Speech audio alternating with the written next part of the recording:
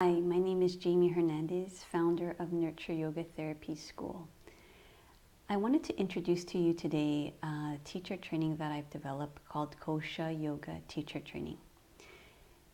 I called it Kosha Yoga because Kosha is a Sanskrit word for the layers of ourself.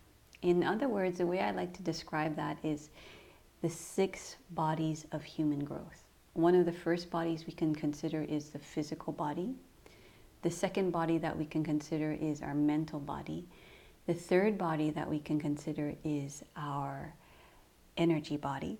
The fourth, our love or bliss body. The fifth, our wisdom, our knowledge body. And the sixth, life or existence, the life body. So in this training, we're going to systematically move through all of these 6 bodies and see ourselves through them. Primarily in the physical body, we're going to look at postural alignment in the skeleton structure and the facial matrix and see how the breath touches all of the systems in the body. There are many systems in the body. And in the mental or mind module, what we're going to discover is just like the physical body, the mental body also has what I call layers or stages. And through observation, we begin to notice those layers, notice those stages. And what you also begin to recognize and realize is that in yoga, the body is in the mind. So everything that is going on in the mind holds the body in a certain way. And beyond that, we have the energy body, right? And the energy body also holds the physical body and holds the mind.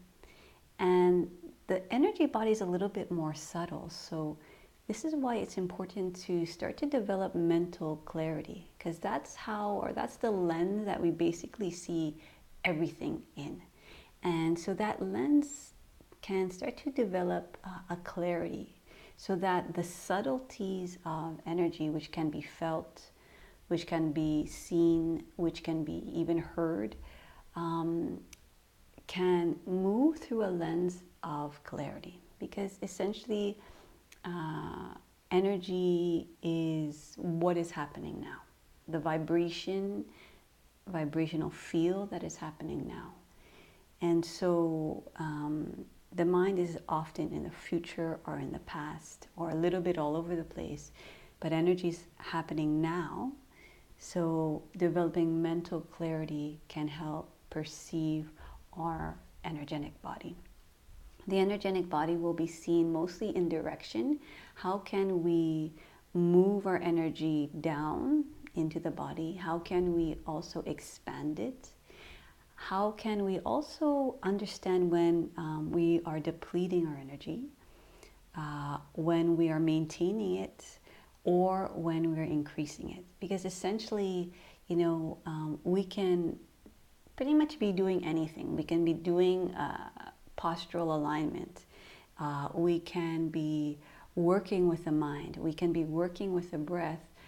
But if we're not doing it in a way where we're actually maintaining or increasing, then we actually can be depleting ourselves in thinking very narrowly about some type of way of doing yoga, some type of alignment that has to be just so, when actually yoga is about perceiving what is going on right now, presenting or seeing what's presenting itself right now, right? So as we learn how to kind of redistribute the way we perceive ourselves, not just in one system, but in a more sort of bigger picture of ourselves, we begin to kind of perceive ourselves in more than just one way, or more than just what we think, or more than just what our teachers tell us. We begin to develop tools to perceive ourselves from many layers. And when we do that, all of these paths, whatever path you take, whether it's a very physically based yoga, whether it's more of a mind based yoga, or whether it's more of an energy based yoga, all of these paths lead to the understanding of an experience of love. And the first step of that really is to understand hate. Okay, so we're human beings. And human beings experience this thing called hate, whether we like it or not. And one of the first stages of understanding love is understanding our own self-hate. So that's where we can get a little bit more realistic about, you know, how we're living in the world and how our students are living in the world, and how we can really look at ourselves as a whole, the dark, the light, or whatever you want to call it. And when we begin to understand that, especially in the physical, in the mind, then when we sit with it in ourselves, we actually can sit with it with other people. And it becomes less of a conceptual, philosophical, just let go and just love and just be. It's not that simple. It begins first with the reality of what does go on in the mind. How do we see ourselves? And so we have to get a little bit more realistic about that, so that we actually can provide a space for others to learn about themselves.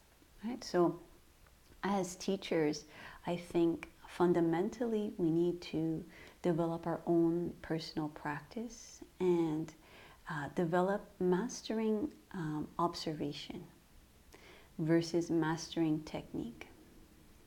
Mastering our ability to become aware versus an achievement or goal-based practice, right? Because who really knows what the answers are? Who really knows all of these things other than ourselves, right? And so then if it's from ourselves, we really need to be able to observe, right? And then from there, we can see things with a little bit more clarity. And when that clarity comes, or that silence comes in the practice, I think that's where true wisdom and knowledge comes, to intelligence, right? Intelligence doesn't have words. It simply expresses itself, just like in nature. When you see birds flying, they're not telling each other, oh, go left, go right. They're literally in union or harmony with each other. And so that just has to be perceived. That has to be experienced.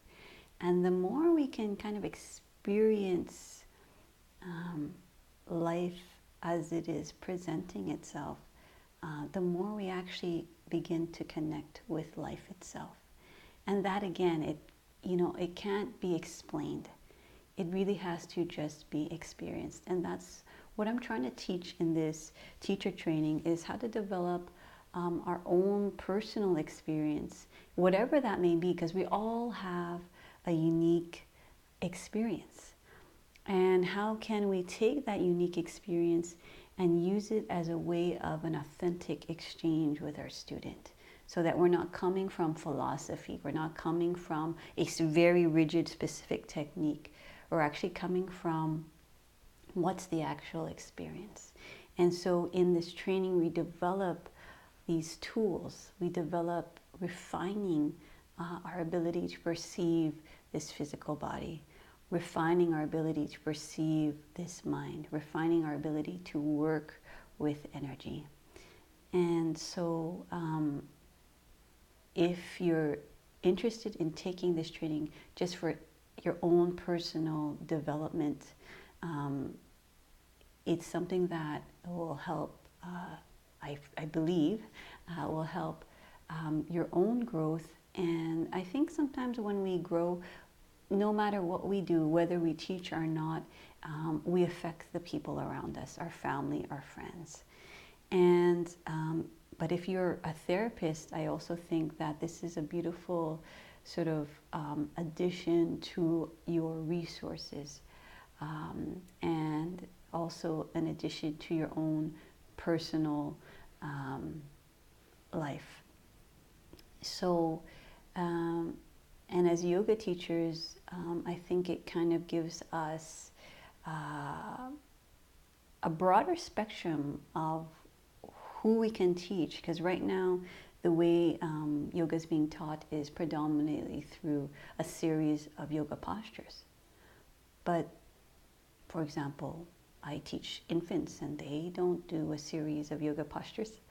I teach the elderly who have knee problems and they can't even bend, you know, so or certain people with illnesses, you know. So can we develop a yoga training for pretty much everyone? Because I mean, yoga should not be specifically for a specific type of group.